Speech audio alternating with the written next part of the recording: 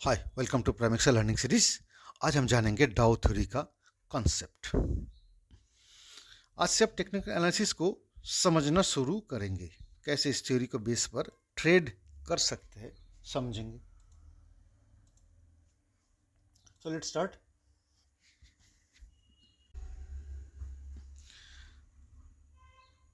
आज हम जानेंगे how to observe price action, कैसे प्राइस एक्शन को देखा जाता है। Finding demand and supply zone, demand zone और सप्लाई जोन कहाँ पर है कैसे देखेंगे। और फिर understanding intention and the ability, intention और एबिलिटी क्या होता है। और अगर आप इस टेक्निकल एनालिसिस को समझ लेते हैं तो ट्रेडिंग आपके लिए बहुत आसान हो जाएगा। सो देखते हैं, एक शेयर है जिसका प्राइस है 100 रुपीज़ और आप क्या करेंगे इसको देख करके। आपको लगता है कि प्राइस बढ़ेगा, क्यों? क्योंकि ना बहुत बड़ा कंपनी का शेयर है, इसको बढ़ना चाहिए और बढ़ेगा। और आप ये सोच सकते हैं कि बहुत दिन से प्राइस बढ़ रहा है, अब और नहीं बढ़ेगा, अब इसको घटना चाहिए प्राइस और सस्ता हो जाएगा, है ना। सो आप जानते हैं कि शेयर का प्राइस बढ़ता है, कभी घटता है, कभी घटता है। और इस बार प्राइस घटेगा, लेकिन क्योंकि आपने सोचा है इसलिए। मतलब दोनों ही आपका सोच है, आपने ऐसा सोच लिया है। और अगर आपने ऐसा सोचा है फिर भी आप सफल होने का चांसेस है, लेकिन दैट इज ओनली 50-50। और अगर ऐसा होता है तब हम इसे गैम्बलिंग मानेंगे, क्योंकि बिना कोई बैकग्राउंड, बिना कोई इन्फॉर्मेशन अगर ऐसा ट्रेड करते हैं कोई जो कि बेस्ड ऑन इमेजिनेशन, तब इसको गैम्बलिंग कहा जाता है। अब देखते हैं क्या होता है। शेयर का प्राइस अब 100 से बढ़ता हुआ 103 पहुंच गए और फिर 103 से आपके सामने 106 पहुंच गए। जब 106 पहुंच गए आपको फील होता है अब मैं इसको बाई करना था, क्योंकि 6 रुपीज़ पर शेयर बढ़ गए, प्रॉफिट तो हो जाता है इतना। अगर 1000 शेयर भी होता है, कोई खरीद लेता है तो आपको 6000 रुपये प्रॉफिट, राइट। फिर आपके सामने ही शेयर का प्राइस जब 109 से 110 हो जाता है, सर आपको बहुत ही अफसोस होगा कि आपने क्यों नहीं खरीदा, राइट। जबकि you don't know where is sellers, seller कहाँ पर इंतजार कर रहे हैं आपको पता ही नहीं है। बट डोंट रिग्रेट, इस मार्केट में कभी कोई चांसेस मिस नहीं होता है। इधर हमने एक हजारों शेयर में से किसी एक शेयर को लेकर डिस्कस किया है, और ऐसा बहुत सारे शेयर्स है। और जब तक आपको क्लियर आइडिया नहीं मिलता है तब तक आपको ट्रेड नहीं करना चाहिए। Now look here, next case में 99 से एक शेयर जो है 104 पहुंच गए। इससे पहले आपका चांसेस मिस होने का एक्सपीरियंस हो चुका है, ऐसा मान के चलते हम। सो इस बार आपने सोचा होगा कि बाई कर लेता हूँ, और जब भी सोचे तुरंत उसका शेयर गिर गया, प्राइस नीचे आ गया सीधा। तो अब इस बार आप क्या सोचेंगे? हाँ, आप लॉस होने से बच गए, ऐसा सोचेंगे आप। सो अब आप सेल के लिए सोच रहे होंगे कि अभी प्राइस नीचे जा रहा है, अब इसको सेल करेंगे। अब सेल करेंगे इसको ही नहीं, क्योंकि सेल करने का भी तरीका होता है मार्केट में, पहले आप सेल कर सकते हो फिर बाद में बाई कर सकते हो। तो आप सेल के लिए सोचे होंगे, तुरंत इसके जो प्राइस अप हो गया, फिर अब सोचेंगे आप बच गए, क्योंकि आपको अब सोच रहे होंगे पहले, इससे पहले कि प्राइस नीचे जाना चाहिए, ऊपर जाना चाहिए, तब नीचे आ गया, फिर से अब तो नीचे जाएगा, फिर आ गया ऊपर। सो ऐसा without any information, only price के पीछे अगर भागते रहेंगे आप, तो 100 ट्रेड अगर लेते हैं उनमें से ओनली 50 ट्रेड आपके फेवर में प्रॉफिट दे सकता है, बाकी 50 ट्रेड आपको लॉस भी दे सकता है। और ये लॉस इतना बड़ा होगा कि आप उसको कभी भूल नहीं पाएंगे। ऐसा ट्रेड करते हुए आपको कभी खुशी मिलेगा और कभी आपको फील होगा कि आप आज बच गए लॉस होने से, और कभी आपको ट्रेड मिस होने के लिए बहुत ही अफसोस होगा कि हम मिस कर गए, इसको लेना चाहिए था।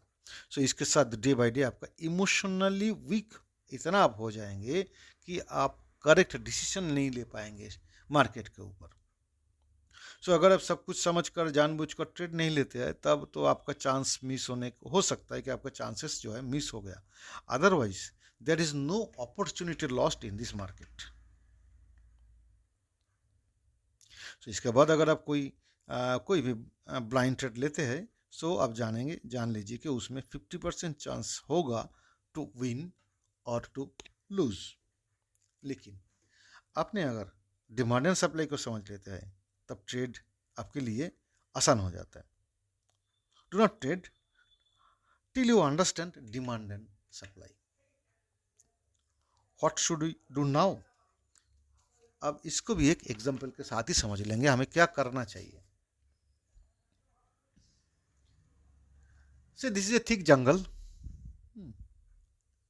और इस जंगल में एक तरफ बीएसएफ सीआरपी आर्मी कैंप है और दूसरी तरफ जो है टेररिस्ट बैठा हुआ है. अब टेररिस्ट एक तरफ है ही, सब पुलिस चाहता है कि टेररिस्ट को हटाए. पुलिस यानी आर्मी जो भी चाहता होगा कि टेररिस्ट को हटाकर जंगल में अपना कमांड बनाए रखना, और टेररिस्ट अपना जगह बिल्कुल छोड़ना नहीं चाहता है.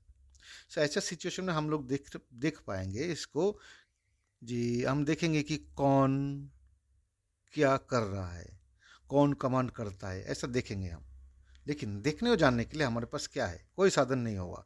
ना मोबाइल फ़ोन, ना कार, ना वीडियो, कुछ भी नहीं है एक्सेप्ट एक जीपीएस ट्रैकिंग सिस्टम, जिसका सिग्नल से हमें सब समझना पड़ेगा कि कमांड कौन कर रहा है. अब सीआरपीएफ ने अपना फोर्स जब आगे मूव करना शुरू किया, किसी को नहीं पता कि टेररिस्ट किधर है. पुलिस जब आगे मूव किया है, हमें लगा कि बहुत पावरफुल होगा पुलिस, है ना. लेकिन वी आर नॉट श्योर कि कहाँ पर टेररिस्ट है. सो पुलिस आगे मूव करना शुरू करते, हम देख पा रहे कि अपना जीपीएस ट्रैकिंग सिस्टम के पुलिस आगे मूव किया है. So next day GPS tracking से फिर हमने देखा कि पुलिस थोड़ा सा जो है पीछे आ गए. जिस पॉइंट से पुलिस पीछे हट गया है उस पॉइंट पर टेररिस्ट है, और दैट इज टेररिस्ट एरिया. नहीं तो पीछे हटने का और कोई रीजन नहीं है. जबकि पुलिस टेररिस्ट से कम पावरफुल नहीं है, तब हो सकता है पीछे जाकर टेररिस्ट का स्ट्रेंथ पर एक आइडिया लगाएंगे और उस हिसाब से प्रिपरेशन लेंगे.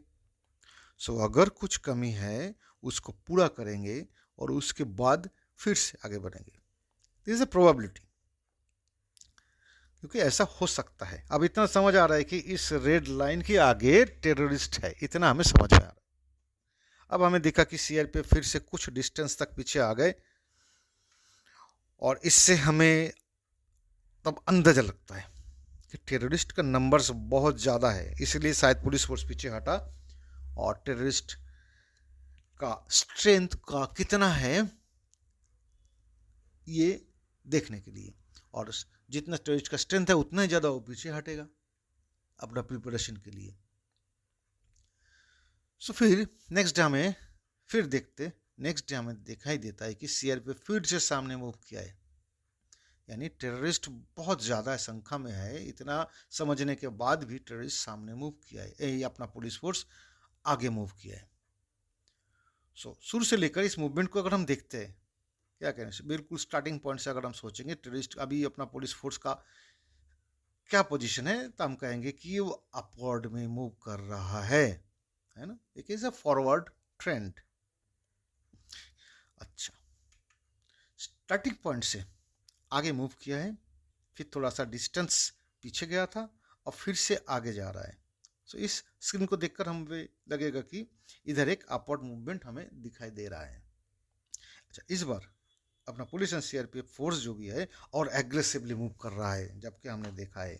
सो नेक्स्ट डे हमने देखा कि अपना पुलिस फोर्स उस बॉर्डर को क्रॉस कर गया है. मतलब जिस बॉर्डर में से वो वापस आ रहा था वहाँ क्रॉस कर गए.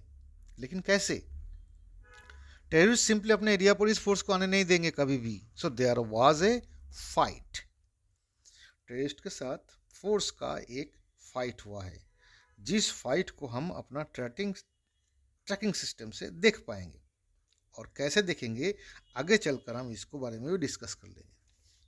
सो अभी देखते हैं कि टेररिस्ट का बॉर्डर अब फोर्स के कमांड पर है, और उधर अब कोई टेररिस्ट दिखाई भी नहीं दे रहा है.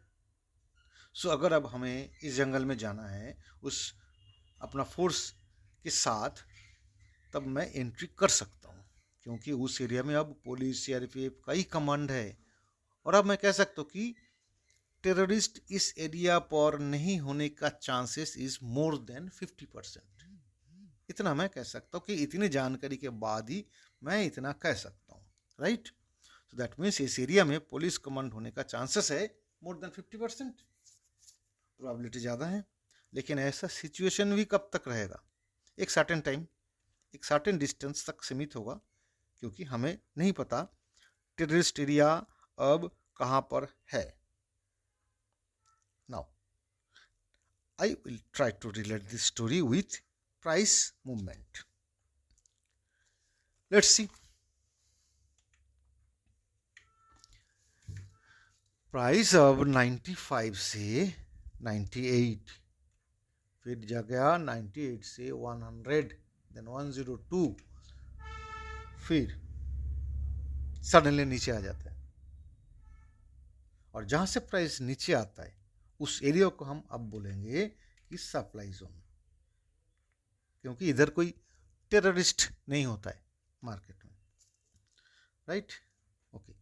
अब प्राइस फिर से ऊपर जा रहा है.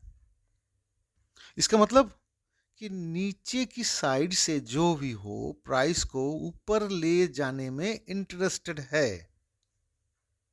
इस नीचे का एरिया को ही बोलते हैं डिमांड जोन. तो जहां पर बायर्स बैठा है बहुत सारे पैसा लेकर शेयर बाई करने के लिए, दैट इज डिमांड जोन.